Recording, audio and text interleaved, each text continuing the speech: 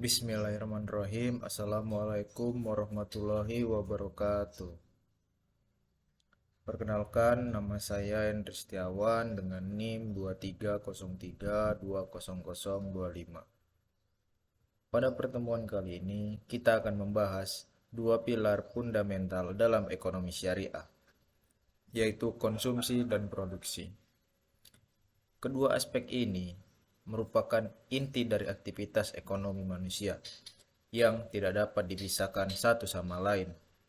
Dalam perspektif Islam, baik konsumsi maupun produksi bukan sekedar aktivitas ekonomi biasa, melainkan merupakan ibadah yang harus dilaksanakan sesuai dengan tuntutan Allah Subhanahu wa taala dan Rasulnya Shallallahu alaihi wasallam. Ekonomi konvensional memandang konsumsi sebagai upaya memaksimalkan kepuasan tanpa batas moral dan spiritual. Sementara produksi dipandang semata-mata sebagai upaya memaksimalkan keuntungan. Islam memiliki pandangan yang jauh berbeda dan lebih komprehensif.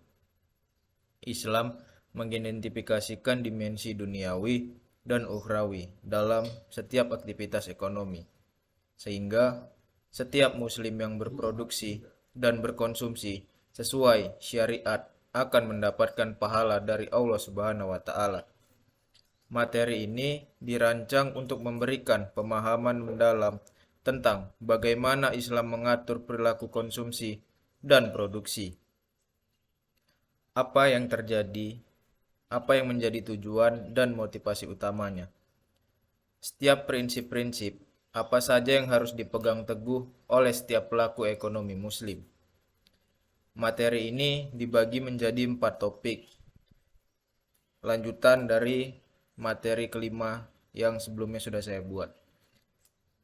Yang pertama itu perilaku konsumsi dalam ekonomi syariah yang membahas karakteristik, prinsip, dan larangan dalam konsumsi Islam.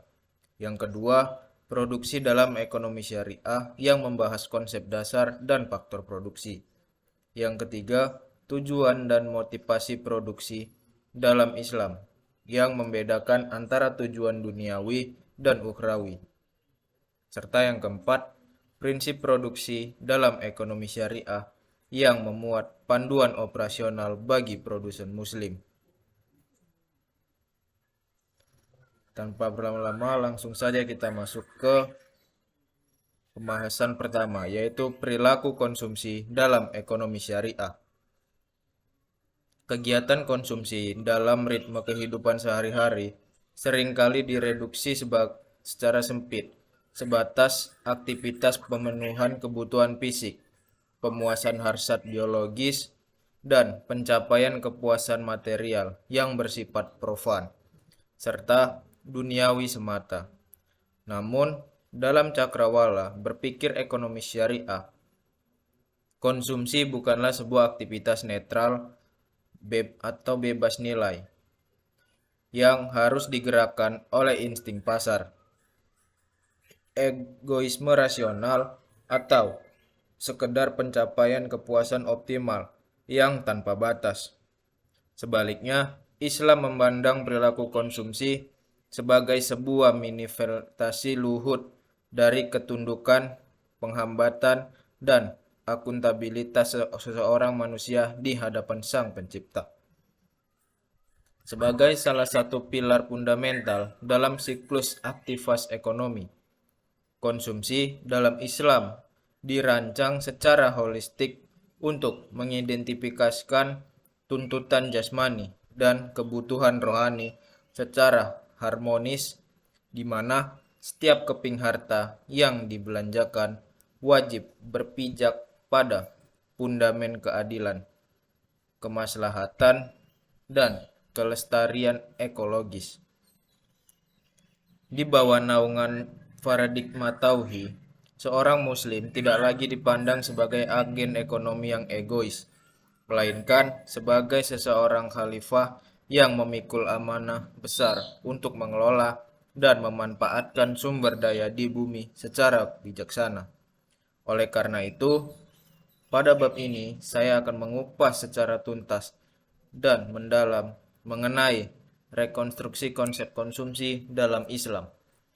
Dari yang semula dianggap sebagai sarana pemuas nafsu komunikasi individualistis, ditransformasikan menjadi sebuah instrumen ibadah yang menyeimbangkan antara hak privat, tanggung jawab sosial, dan kelestarian alam.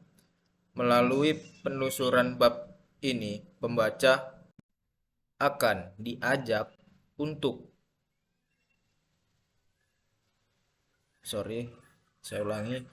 melalui penelusuran bab ini, pembaca akan diajak untuk menyelami berbagai heuristik kebutuhan yang berlandasan maqasid syariah maupun menjadi kompas moral yang tidak hanya menentukan manusia pada penentuan materi yang halalan tayyiban, tetapi juga mengarah setiap tindakan konsumsi menjadi ladang investasi spiritual demi menggapai kebahagiaan yang hakiki dan abadi, baik di alam dunia maupun akhirat kelak. Tanpa berlama-lama, langsung saja ke pengertian konsumsi dalam Islam. Konsumsi dalam bahasa Arab dikenal dengan istilah al-ihsan atau al-imal, yang berarti menggunakan atau memanfaatkan barang dan jasa secara etimologis. Konsumsi berasal dari kata consumerten atau bahasa Latinnya itu yang berarti menggunakan habis. Namun dalam Islam, makna konsumsi diperluas menjadi pemanfaatan barang dan jasa yang dilakukan secara bijaksana, sesuai dengan tuntutan syariat, dan dalam rangka memenuhi kebutuhan yang membawa kemaslahatan bagi diri sendiri, keluarga, dan masyarakat.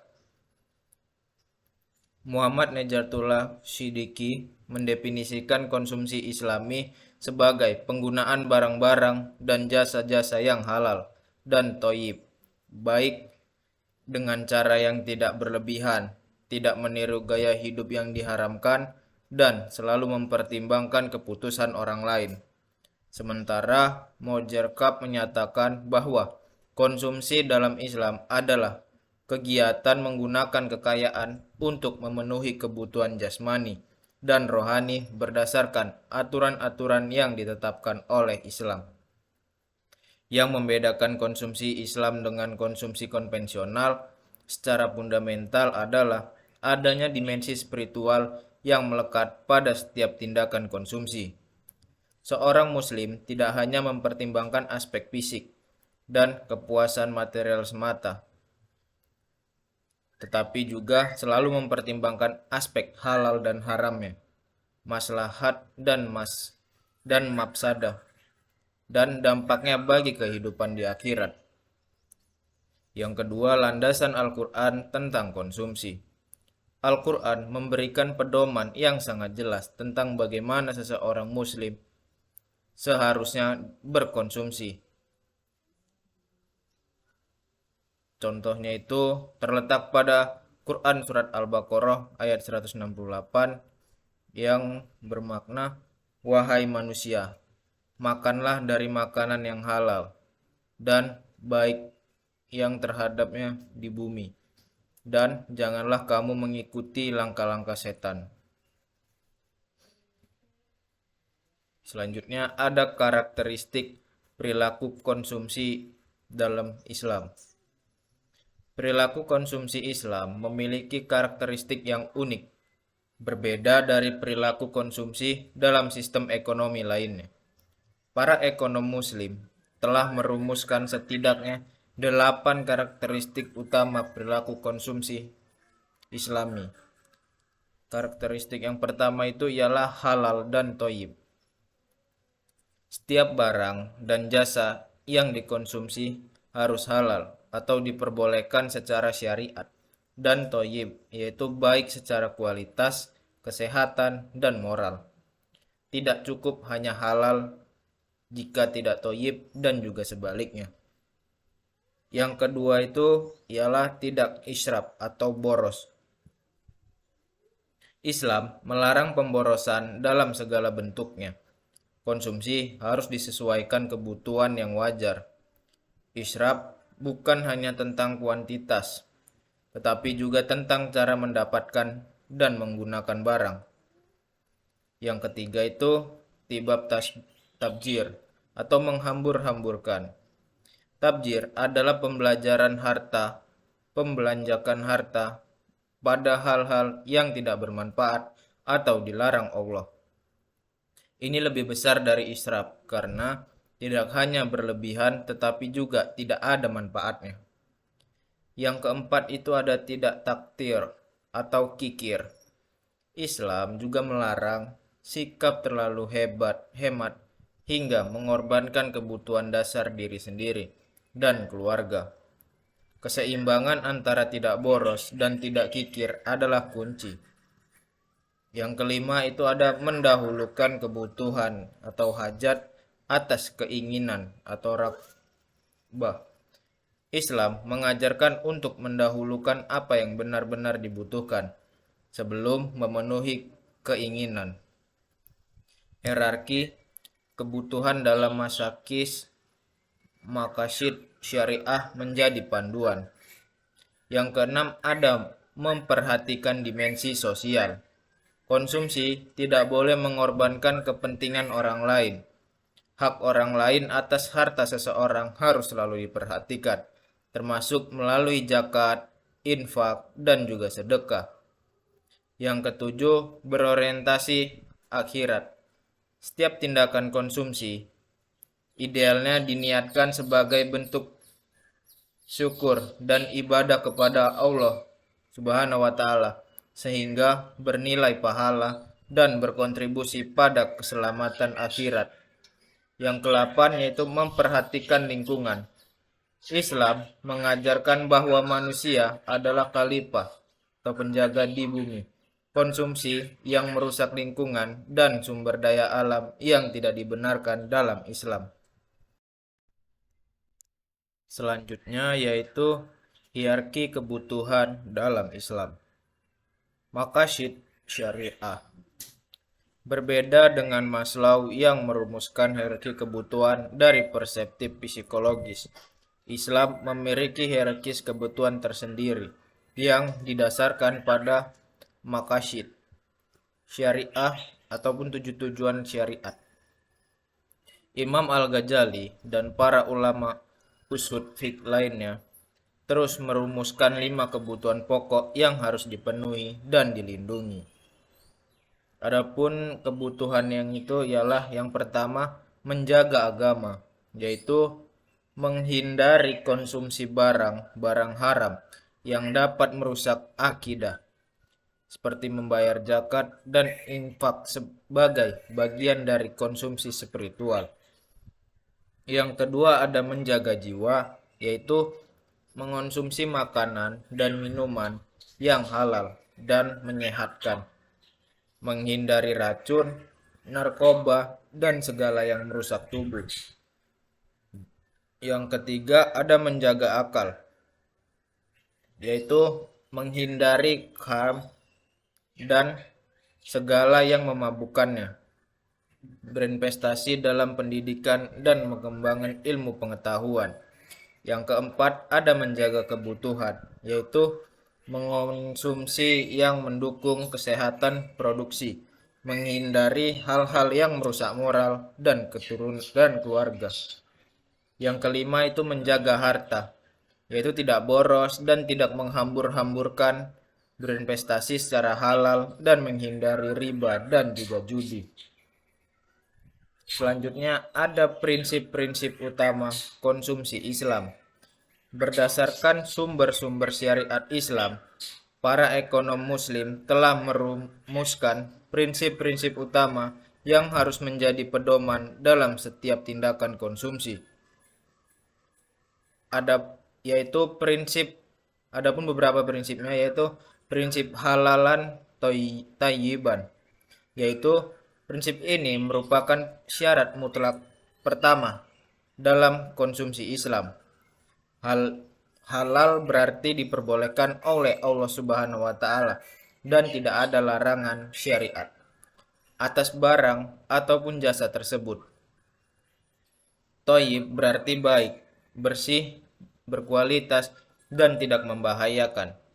Kombinasi keduanya mencangkup yang pertama itu halal dari segi zatnya, seperti bukan babi, anjing, bangkai, darah, dan segala yang diharamkan. Dan juga halal dari segala cara mendapatkannya, bukan dari hasil pencurian, penipuan, riba, dan juga korupsi. Adapun juga halal dari segi cara pengelolaannya, yaitu tidak campur dengan bahan haram. Selanjutnya ada thayyib dari segi kesehatan dan kebersihan. Dan juga ada thayyib dari segi memanfaatkan nilai gunanya. Selanjutnya ada prinsip keseimbangan atau tawazun. Islam mengajarkan keseimbangan dalam segala aspek kehidupan, termasuk dalam konsumsi. Al-Quran Surat Al-Furqan ayat 67 menyatakan bahwa hamba-hamba Allah yang baik adalah mereka yang bila membelanjakan harta tidak berlebihan dan tidak pula kikir, tetapi di tengah-tengah antara yang demikian. Prinsip keseimbangan ini mencangkup yang pertama keseimbangan antara kebutuhan duniawi dan ukhrawi. Yang kedua, keseimbangan antara kepentingan pribadi dan juga sosial. Yang ketiga, keseimbangan antara kebutuhan jasmani dan rohani. Yang keempat, keseimbangan antara kepentingan generasi sekarang dan masa depan. Selanjutnya ada prinsip prioritas atau awaliyat. Islam mengajarkan agar dalam berkonsumsi seseorang mendahulukan hal-hal yang lebih penting dan lebih bermanfaat. Urutan prioritas konsumsi dalam Islam adalah yang pertama itu ada daruriyat atau kebutuhan primer atau pokok, seperti pangan, sandang, papan, kesehatan, dasar, dan juga keamanan. Yang kedua ada hajiat atau kebutuhan sekunder, yaitu hal-hal yang mempermudahkan kehidupan meski tidak darurat. Yang ketiga ada tasniyat atau kebutuhan tersier atau bisa dibilang juga kemewahan, yaitu merupakan hal-hal yang memperindah dan mempercantik kehidupan. Yang menjadi persoalan adalah ketika seseorang memenuhi tasyiat tetapi mengabaikan daruriyat dan ketika memenuhi kebutuhan tersier diri sendiri, sementara orang lain di sekitarnya tidak dapat mempengaruhi kebutuhan pokoknya. Islam melarang kondisi seperti ini. Selanjutnya ada prinsip larangan kemewahan berlebihan atau anti-lukuris.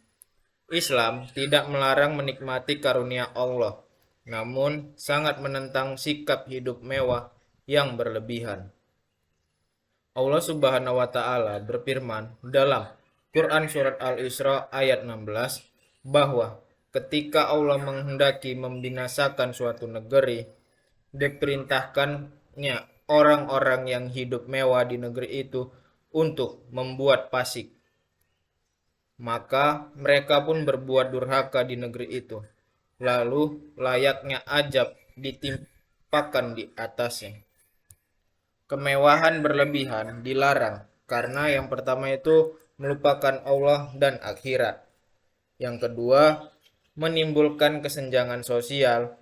Yang ketiga, merusak moral dan akhlak. Yang keempat, menghabiskan sumber daya yang seharusnya dapat digunakan untuk kemaslahatan bersama. Yang kelima, memunculkan sifat tamak dan tidak pernah puas. Adapun larang-larangan dalam konsumsi Islam, selain prinsip-prinsip positif, Islam juga menentang larangan-larangan yang harus dihindari dalam konsumsi. Larangannya itu berupa mengonsumsi yang haram, termasuk daging babi, darah, bangkai, minuman keras, dan segala yang secara jelas diharamkan di Al-Quran. Contohnya itu ada pada Quran surat Al-Maidah ayat 3. Larangan berikutnya ialah israf atau boros, atau bisa dibilang juga berlebihan, yaitu mengonsumsi melebihi kebutuhan yang wajar, bahkan untuk hal yang halal sekalipun. Allah tidak menyukai orang yang berlebih-lebihan. Itu terletak pada Quran surat Al-A'raf ayat 31. Selanjutnya larangannya ialah tabzir atau menghambur-hamburkan, yaitu membelanjakan harta pada hal yang tidak berguna. Al-Quran menyebut pemborosan sebagai saudara setan. Itu terletak pada Quran surat Al-Isra ayat 26 sampai dengan 27. Selanjutnya ada tadlis atau penipuan, yaitu membeli atau menggunakan barang atau jasa yang diperbolehkan melalui penipuan, manipulasi, ataupun informasi yang menyesatkan. Selanjutnya larangannya itu ialah riya dalam konsumsi. Berkonsumsi dengan niat pamer dan ingin dilihat orang lain, bukan karena kebutuhan yang sesungguhnya. Mengonsumsi, dan selanjutnya ada larangannya mengonsumsi hasil riba. Harta yang berasal dari transaksi riba haram digunakan, meskipun objeknya itu barang atau jasanya itu halal. Selanjutnya kita akan membahas tentang konsumsi sosial, zakat, infak, sedekah, dan juga wakaf. Salah satu aspek terpenting yang membedakan konsumsi Islam dari konsumsi konvensional adalah adanya dimensi konsumsi sosial. Islam mewajibkan zakat dan menganjurkan infak, sedekah, serta wakaf sebagai bentuk konsumsi yang bernilai ibadah sekaligus instrumen redikulasi kekayaan. Zakat merupakan kewajiban rukun Islam bagi setiap muslim yang hartanya telah mencapai nisab dan haul. Dengan mengeluarkan zakat, seseorang sejatinya sedang berkonsumsi untuk kepentingan orang lain yang membutuhkan, dan pahala digandakan oleh Allah Subhanahu wa taala. Ini merupakan bentuk konsumsi yang memiliki dampak sosial yang paling besar. Infak dan sedekah bersifat sunnah, namun sangat dianjurkan. Al-Quran surat Al-Baqarah ayat 261 mengumpamakan orang yang menginfakkan hartanya di jalan Allah seperti sebutir biji yang menumbuhkan 7 tangkai. Pada setiap tangkai mendapat 100 biji. Ini menunjukkan bahwa konsumsi untuk kepentingan sosial akan dibalas berlipat ganda oleh Allah Subhanahu wa taala. Kita masuk ke materi yang kedua, yaitu produksi dalam ekonomi syariah. Jika dalam diskursus arus utama ekonomi konvensional, aktivitas produksi seringkali direduksi secara mekanistis sebatas proses transformasi teknis yang mengubah input menjadi output demi meraup profit material yang maksimal. Maka dalam kerangka epistemologi ekonomi syariah, produksi menempati kedudukan filosofis yang jauh lebih agung dan transmendal.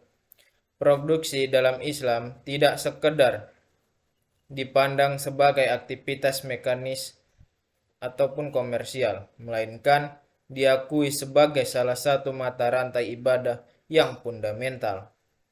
Sebuah ikhtiar mulia untuk menjauhantahkan fungsi manusia sebagai khalifah fil ard yang memikul mandat suci untuk memakmurkan dan merawat bumi.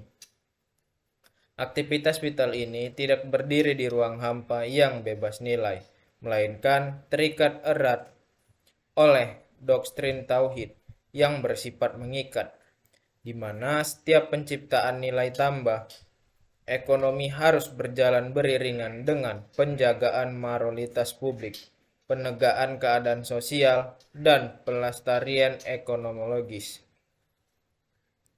Di bawah naungan paradigma teologis ini, produsen muslim dituntut untuk menembus batasan rasionalitas, materis, dan individual dan menggapai keberkahan yang multidimensional. Oleh karena itu, pada materi ini akan membedakan secara komprehensif, kritis, dan sistematis mengenai rekonstruksi radikal konsep produksi dalam Islam, yaitu sebuah konsep yang tidak hanya mengukur efisiensi dari aspek teknis, manajerial, dan keuntungan finansial belakang, melainkan tentang bagaimana seluruh lini faktor produksi, mulai dari optimalisasi tanah, tata kelola, modal non-ribawi, pemulihan tenaga kerja, hingga integrasi dimensi spiritual dan integritas moral, digerakkan secara simultan dalam koordinasi syariat.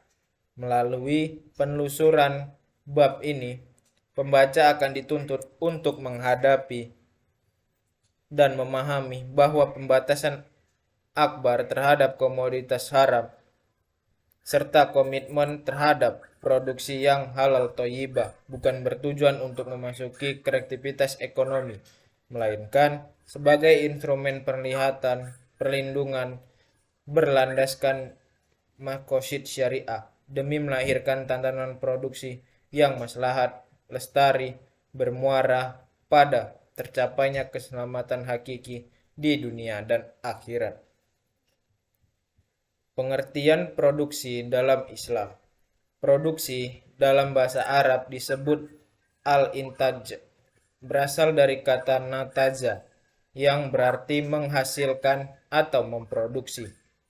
Secara terminologi, produksi dalam ekonomi syariah dapat didefinisikan sebagai kegiatan manusia untuk menghasilkan barang dan jasa yang halal dan thayyib dengan cara sesuai syariat Islam, guna memenuhi kebutuhan manusia dan menciptakan kemaslahatan atau falah di dunia dan akhirat. Muhammad Rawas Khallah mendefinisikan produksi sebagai upaya menghasilkan harta atau memperbanyak melalui cara yang disyariatkan. Sementara Muhammad Umar Saprah menyatakan bahwa produksi dalam Islam tidak terbatas pada barang-barang yang memberikan kepuasan material semata, tetapi mencakup seluruh barang dan jasa yang memiliki nilai guna dan maslahat bagi kehidupan manusia sesuai dengan kaidah syariah. Selanjutnya kita akan membahas perbedaan konsep produksi Islam dan konvensional. Ada beberapa aspek. Yang pertama itu tujuan utamanya. Menurut ekonomi konvensional, tujuan utamanya itu memaksimalkan profit atau keuntungan material. Sedangkan menurut ekonomi syariah, tujuan utamanya itu ya palah, keselamatan dunia akhirat, dan profit yang halal. Selanjutnya ada aspek batasan produksi. Menurut ekonomi konvensional, semua yang laku dijual dan diminati pasar. Sedangkan menurut ekonomi syariah, batasan produksinya yaitu harta hanya barang ataupun jasa yang halal dan tidak merusak. Selanjutnya ada aspek metode produksi.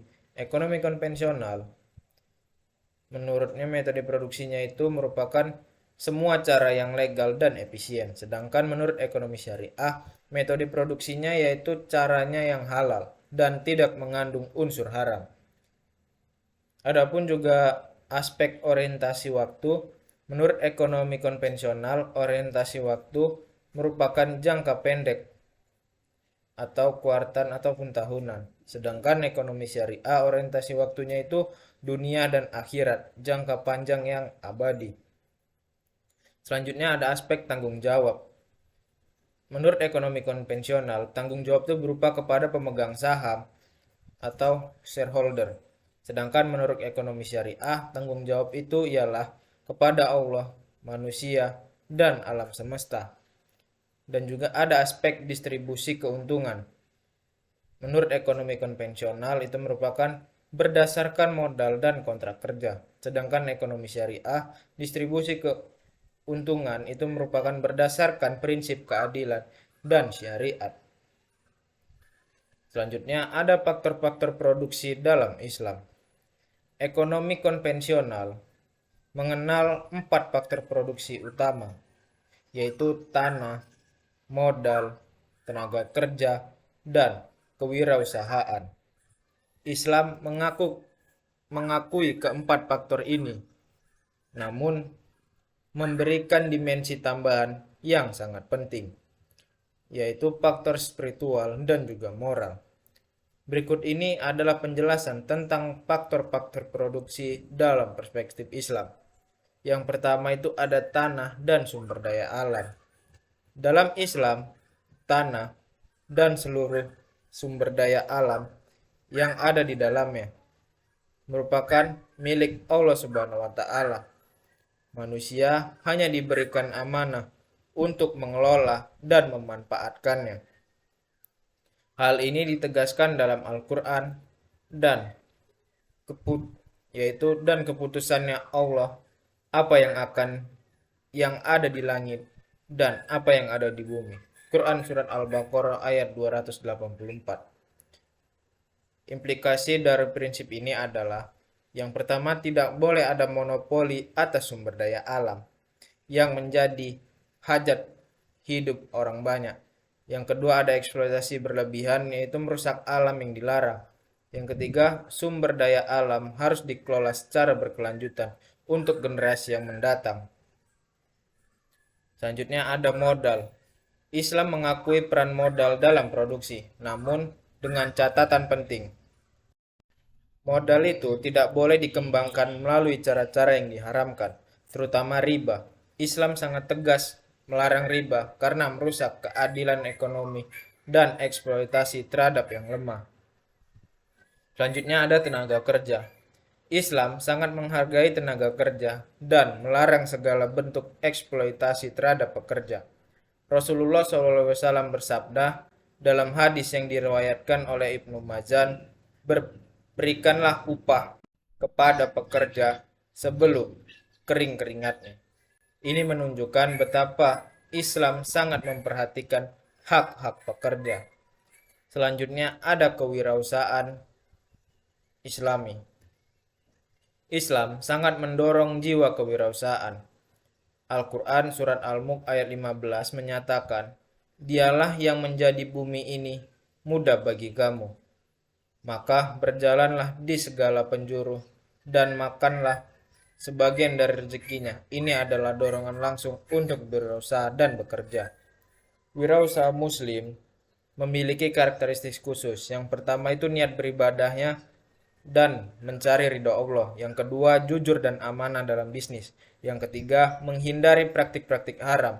Yang keempat, memperhatikan tanggung jawab sosial. Dan yang kelima, selalu bersyukur atas keberhasilan dan sabar atas kegagalan. Selanjutnya ada faktor spiritual dan moral. Ini adalah faktor produksi yang tidak ada dalam kasus ekonomi konvensional, namun sangat penting dalam Islam. Faktor spiritual mencakup nilai yang ikhlas, doa, dan tawakal kepada Allah, integritas moral produsen, dan keberkahan yang Allah berikan kepada usaha yang dilakukan secara benar dan penuh kejujuran. Rasulullah SAW bersabda, "Sesungguhnya Allah mencintai jika seseorang antara kalian melakukan pekerjaan, ia melakukannya dengan sempurna." Hadis riwayat Tirmidzi. Selanjutnya kita membahas batasan produksi dalam Islam. Islam menetapkan batas-batasan yang jelas dalam aktivitas produksi. Tidak boleh semua barang dan jasa dapat diproduksi dan diperbolehkan untuk memproduksi oleh seseorang muslim. Adapun batasan produksi dalam Islam yaitu tidak memproduksi barang dan jasa yang haram zatnya. Dan selanjutnya tidak memproduksi sesuatu yang membahayakan kesehatan, moral, dan keselamatan masyarakat. Yang ketiga, tidak memproduksi dengan cara yang mengandung unsur penipuan, manipulasi, dan kejoliman. Yang keempat, tidak memproduksi yang merusak lingkungan alam secara permanen. Yang kelima, tidak memproduksi senjata untuk digunakan dalam kekerasan dan kejoliman. Yang ketujuh, tidak Yang keenam, tidak terlihat dalam produksi konten pornografi, judi, dan segala yang merusak akhlak. Sekarang kita masuk ke bagian yang ketiga, yaitu tujuan dan motivasi produksi dalam Islam. Tujuan produksi dalam Islam. Tujuan produksi dalam Islam berbeda secara fundamental dengan tujuan produksi dalam ekonomi konvensional. Jika ekonomi konvensional bertumpu pada satu tujuan utama, yaitu memaksimalkan keuntungan atau profit, Islam memiliki tujuan yang lebih komprehensif dan multidimensi, yang mencakup aspek material, sosial, dan spiritual. Tujuannya itu ada beberapa, yaitu yang pertama tujuan primer, yaitu mencapai falah. Falah adalah konsep fundamental dalam ekonomi Islam yang tidak memiliki pandangan sempurna dalam bahasa lain. Falah secara harfiah berarti kebiasaan, keselamatan, dan kebahagiaan yang mencakup dimensi duniawi dan akhirat. Dalam konteks produksi, falah berarti aktivitas produksi yang menghasilkan kebaikan di dunia sekaligus mempersiapkan bekal untuk akhirat. Yang kedua itu tujuan pemenuhan kebutuhan dasar masyarakat. Islam memandang produksi sebagai fardu kifayah atau kewajiban kolektif untuk memenuhi kebutuhan dasar seluruh anggota masyarakat. Ketika ada kebutuhan dasar masyarakat yang tidak terpenuhi, maka produksi untuk memenuhi kebutuhan tersebut menjadi wajib. Inilah yang membedakan dari pandangan konvensional yang memandang produksi semata-mata sebagai respon terhadap permintaan pasar yang didukung oleh daya beli.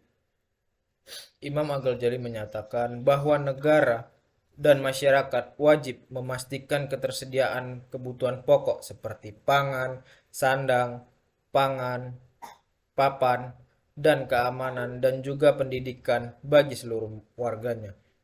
Produksi untuk keperluan ini bukan hanya aktivitas ekonomi biasa, tetapi merupakan kewajiban agama yang bernilai ibadah. Selanjutnya ada tujuan kemaslahatan umum. Produksi dalam Islam juga bertujuan untuk menciptakan kemaslahatan bagi sebanyak-banyaknya manusia. Sebuah kegiatan produksi yang hanya menguntungkan sebagian kecil pihak sementara merugikan banyak pihak lainnya tidak sesuai dengan tujuan produksi Islam. Kaidah fikih menyatakan la darara wa la dirara, yaitu tidak boleh ada kemadaratan yang timbul walaupun yang dibalas dengan kemadaratan. Selanjutnya ada motivasi produksi dalam Islam. Motivasi adalah pendorong seseorang untuk melakukan suatu tindakan dalam ekonomi konvensional. Motivasi utama produksi adalah keuntungan finansial, sementara dalam Islam motivasi produksi bersifat multi-level dan multidimensi. Yang pertama, motivasi ibadah dan mencari ridha Allah. Motivasi tertinggi dalam produksi Islam adalah niat untuk beribadah kepada Allah Subhanahu wa taala dan mencari ridhonya. Ketika seorang pengusaha muslim berniat untuk berproduksi karena Allah dan sesuai perintahnya, maka seluruh aktivitas produksinya menjadi ibadah yang bernilai pahala. Ini adalah motivasi yang paling kuat dan paling mulia dalam Islam. Selanjutnya ada motivasi pelaksanaan kewajiban. Produksi tertentu merupakan kewajiban kolektif yang harus dilaksanakan. Jika tidak ada yang memproduksi kebutuhan pokok masyarakat, maka seluruh masyarakat berdosa. Motivasi ini mendorong Muslim untuk berproduksi bukan semata-mata karena ada keuntungan finansial, tetapi karena ada kewajiban agama yang harus ditunaikan. Selanjutnya ada motivasi kemanfaatan sosial. Seorang Muslim yang baik selalu berorientasi untuk memberikan manfaat kepada orang lain. Rasulullah SAW bersabda, sebaik-baiknya manusia adalah yang paling bermanfaat bagi manusia lainnya. Hadis riwayat Ahmad dan Tabrani. Motivasi ini mendorong produsen muslim untuk selalu berpikir tentang dampak sosial dari produksinya. Selanjutnya ada motivasi keuntungan yang halal. Islam tidak melarang motivasi mendapatkan keuntungan. Bahkan, Islam sangat mendorong umatnya untuk berdagang dan berproduksi. Yang dilarang adalah motivasi keuntungan yang mengarah pada cara-cara haram, penipuan, eksploitasi, dan keserakahan tanpa batas. Motivasi keuntungan halal adalah sah dan terpuji dalam Islam, selama tidak melanggar syariat. Selanjutnya ada hierarki tujuan dan motivasi produksi Islam. Ada dibedakan menjadi beberapa level. Level dasar yaitu pembunuhan kebutuhan masyarakat, yaitu memproduksi barang, kebutuhan pokok, menjaga kesediaan, dan kejangkauan harga. Adapun level menengah, tujuan atau motivasinya itu kemaslahatan umum, yaitu CSR Islami, zakat perusahaan, tidak merusak lingkungan, memperhatikan hak konsumen dan karyawan. Selanjutnya ada level tinggi yaitu fala atau keselamatan dunia dan akhirat, yaitu mempertimbangkan dampak akhir dalam setiap keputusan bisnis dan menjaga amanah. Selanjutnya ada level tertinggi, tujuan dan motivasinya itu berupa ibadah dan ridho Allah, yaitu niatnya ikhlas, menjaga halal dan haram, berdoa sebelum bekerja, mensyukuri hasil, dan menghindari dari yang diharamkan. Selanjutnya kita masuk ke pembahasan terakhir, yaitu tentang prinsip produksi dalam ekonomi syariah.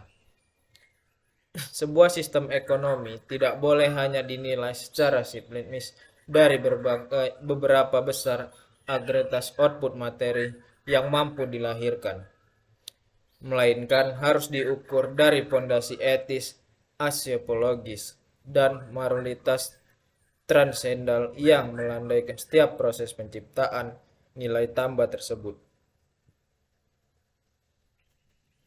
Ketika dunia industri dan koperasi modern kerap terjebak dalam isolasi moral akibat pengabaian aspek humanitas dan eksploitasi demi mengejar efisiensi sepihak, ekonomi syariah harus menawarkan sebuah peta jalan operasional yang kokoh melalui komoditas prinsip-prinsip produksi yang komprehensif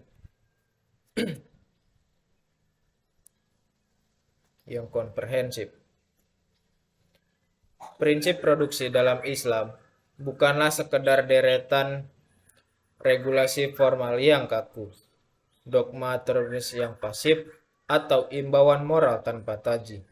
Sebaliknya, ia merupakan sebuah aksioma teknologis yang mengikat kesadaran spiritual dan memadukan setiap kalkulasi rasional dari para pelaku usaha di setiap lini industri. Jadi di materi klien ini didesain secara logis dan mendalam dan terstruktur untuk menguraikan bangunan arsitektur prinsip produksi Islam yang bersumber langsung dari Instari Wahyu, Al-Quran, dan Sunnah Rasulullah SAW.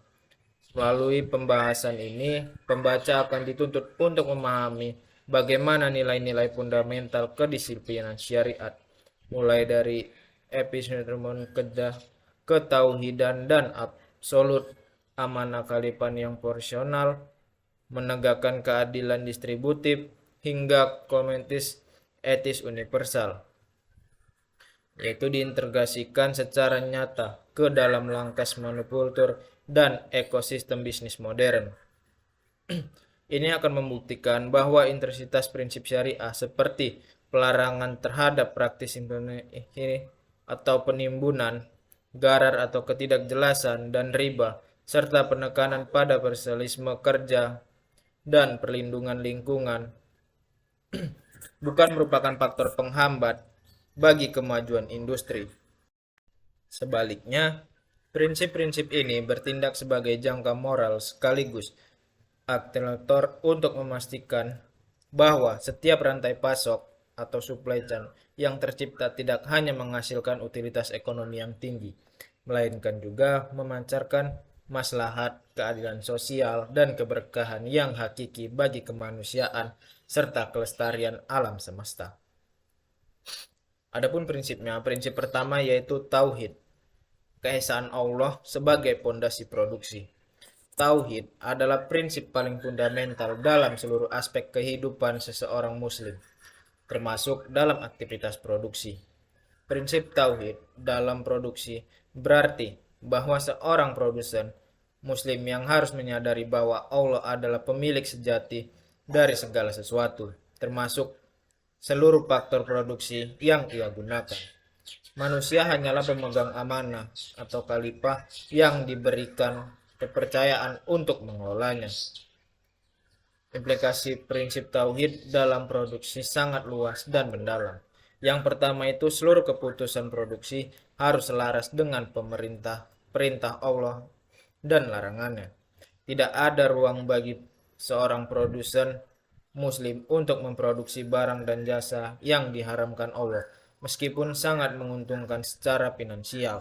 Yang kedua, rasa syukur atas keberhasilan produksi dan sabar atas kegagalan merupakan manifestasi lestari dari keyakinan bahwa Allah adalah pengatur segalanya. Kegiatan transparansi dan kejujuran dalam produksi merupakan konsekuensi dari keyakinan bahwa Allah Subhanahu wa taala Maha melihat dan Maha mengetahui.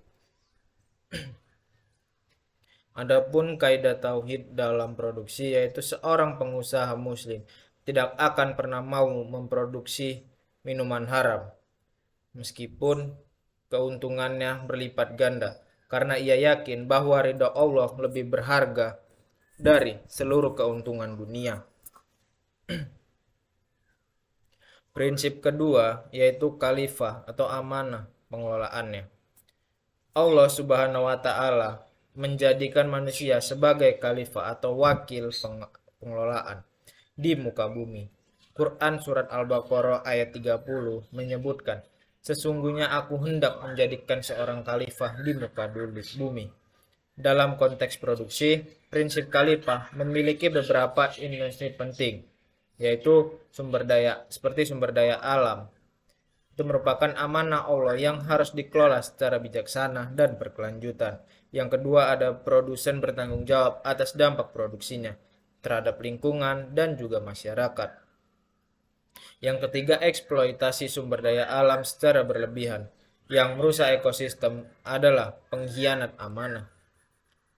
Yang keempat, ada inovasi dan pengembangan teknologi produksi yang lebih efisien dan ramah lingkungan adalah kewajiban khalifah. Selanjutnya yang kelima, ada distribusi hasil produksi yang adil merupakan bagian dari tugas khalifah. Prinsip khalifah ini menempatkan tanggung jawab produksi jauh melampaui sekedar mengejar keuntungan. Produsen muslim harus bertimbang dasar produksi terhadap alam, masyarakat, dan generasi mendatang. Selanjutnya prinsip ketiga yaitu halal dan thayyib dalam produksi. Sebagaimana dalam konsumsi, prinsip halal atau thayyiban juga berlaku ketat dalam produksi. Seorang produsen muslim harus memastikan bahwa produk yang dihasilkan itu halal zatnya dan tidak mengandung unsur untuk diharamkan. Proses produksi yang digunakan halal dan tidak melanggar syariat. Bahan baku yang digunakan halal dan diperoleh dengan cara yang halal. Selanjutnya, cara pemasarannya dan distribusi produksi itu halal dan tidak mengandung penipuan. Selanjutnya itu keuntungan yang diperoleh itu halal, bebas dari riba, gharar, dan maisir.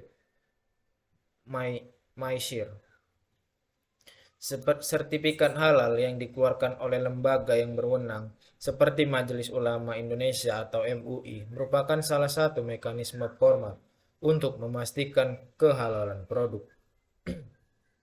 Namun, sertifikat halal baru menyentuh aspek kehalalan zat dan proses, sementara aspek-aspek lainnya seperti kejujuran dalam pemasaran dan keadilan dalam hubungan kerja juga harus diperhatikan.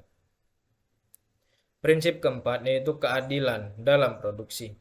Islam sangat menekankan keadilan dalam segala aspek kehidupan, termasuk dalam produksi. Prinsip keadilan dalam produksi mencakup beberapa dimensi. Yang pertama, keadilan terhadap tenaga kerja. Islam sangat jelas mengatur hak-hak pekerja. Beberapa prinsip keadilan terhadap tenaga kerja ada dalam Islam meliputi upah yang adil dan memadai sesuai dengan kontribusi dan kebutuhan hidup layak. Selanjutnya, kondisi kerja yang aman, sehat, dan bermartabat. Yang ketiga, tidak ada diskriminasi berdasarkan ras, suku, jenis kelamin, ataupun latar belakangnya. Selanjutnya, jam kerja yang waras dengan waktu istirahat yang cukup. Selanjutnya, ada hak mendapatkan pelatihan dan pengembangan diri. Dan yang terakhir, perlindungan dari pemutusan hubungan kerja yang sewenang-wenang. Yang kedua, keadilan terhadap konsumen. Produsen muslim harus berperilaku adil terhadap konsumen dengan cara memberikan informasi yang jujur dan akurat tentang produknya. Tidak ada tadlis dan penipuan. Yang kedua, menjamin kualitas produk sesuai dengan yang dijanjikan. Yang ketiga, menetapkan harga yang wajar dan tidak mengambil keuntungan berlebihan, bertanggung jawab atas produk cacat dan ataupun yang merugikan konsumen. Yang terakhir, tidak melakukan praktik monopoli yang merugikan konsumen. Yang ketiga, ada keadilan dalam distribusi keuangan. Keuntungan produksi harus distribusikan secara adil kepada pihak yang berkontribusi.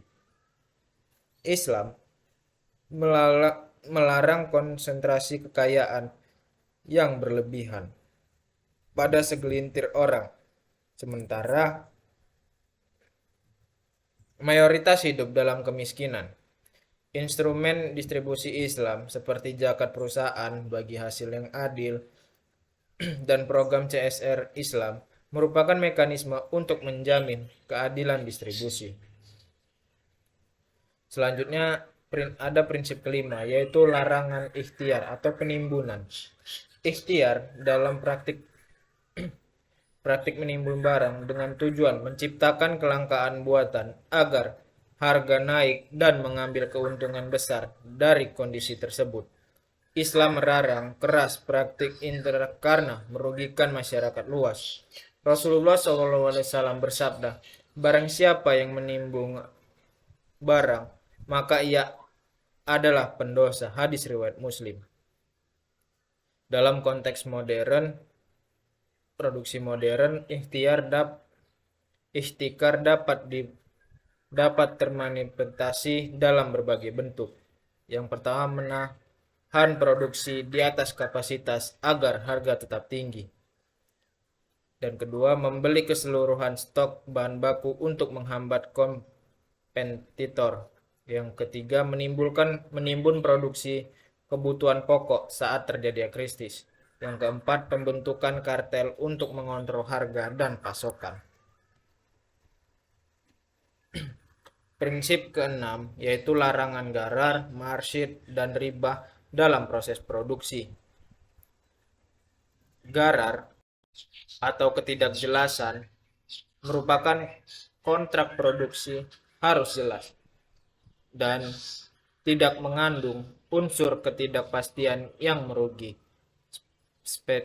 Spesifikasi produk, harga, waktu, penyerahan, dan kualitas harus jelas dan transparan. Selanjutnya itu masyir atau judi. Maknanya produksi tidak boleh dibiayai atau dijalankan atas dasar ekspektasi murni. Keputusan produksi harus berdasarkan analisis rasional dan tidak hanya mengandalkan untung-untungan. Selanjutnya ada riba atau bunga. Pembiayaan produksi tidak boleh menggunakan kredit dengan bunga atau riba. Islam menyediakan alternatif melalui mudarabah, musyarakah, murabahah, dan instrumen syariah lainnya. Adapun prinsip ketujuh ialah tanggung jawab lingkungan. Tanggung jawab lingkungan atau menjaga lingkungan tidak secara implementasi disebut dalam maqasid syariah klasik. Para ulama komprehen telah mengembangkan konsep ini sebagai tuntutan zaman. Islam memandang alam semesta sebagai tanda-tanda ayat atau kebebasan Allah yang harus dihormati dan dijaga. Yang keempat, yang kedelapan, ada prinsip efisiensi dan profesionalisme. Islam sangat mendorong efisiensi dan profesionalisme dalam segala pekerjaan. Konsep itqad atau kesempurnaan dalam bekerja merupakan nilai tinggi dalam Islam. Rasulullah SAW bersabda bahwa Allah menciptakan seseorang yang melakukan pekerjaan dengan sempurna dan profesional. Dalam konteks produksi, prinsip ikhtiar berarti menggunakan teknologi dan metode memproduksi terbaik yang tersedia, melakukan riset tersedia. Selanjutnya, melakukan riset dan pengembangan untuk meningkatkan kualitas produk. Selanjutnya, meminimalkan pemborosan dalam proses produksi. Yang keempat, meningkatkan kompetensi sumber daya manusia secara berkelanjutan. Yang kelima, menerapkan sistem manajemen kualitas yang ketat. Yang ketujuh, berorientasi untuk menghasilkan produk yang lebih baik dan lebih bermanfaat.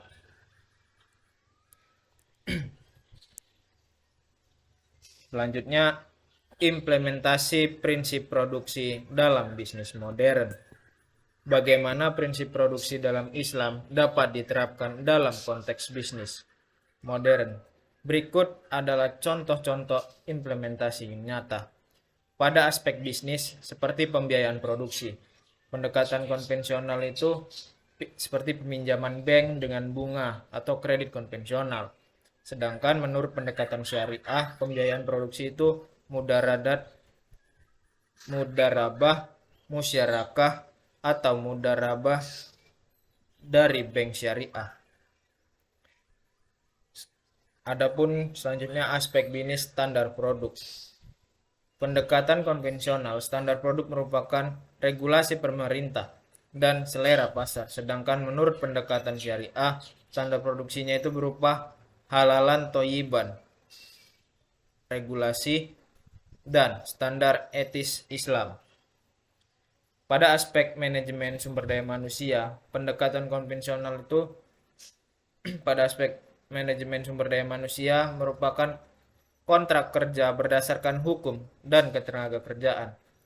Sedangkan menurut pendekatan syariah, manajemen sumber daya manusia merupakan hak-hak pekerja sesuai syariat dan perlakuan bermartabat. Selanjutnya ada aspek bisnis tentang penetapan harga. Menurut pendekatan konvensional, penetapan harga merupakan mekanisme pasar murni atau bisa monopolistik. Sedangkan menurut pendekatan syariah, penerapan harga merupakan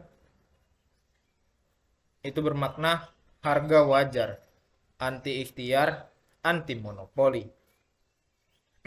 Adapun aspek bisnis distribusi keuntungan. Pada pendekatan konvensional, itu merupakan dividen untuk pemegang saham, sedangkan pendekatan syariah distribusi keuangannya itu berupa bagi hasil, zakat perusahaan, dan program sosial.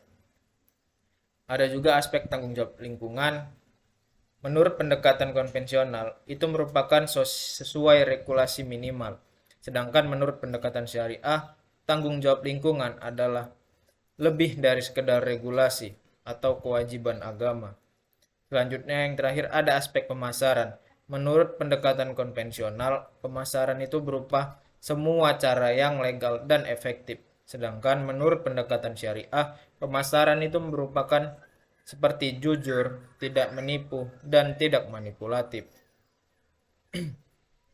Mungkin sekian saja materi yang bisa saya sampaikan. Saya akhiri. Wabillahi taufiq walhidayah. Wassalamualaikum warahmatullahi wabarakatuh.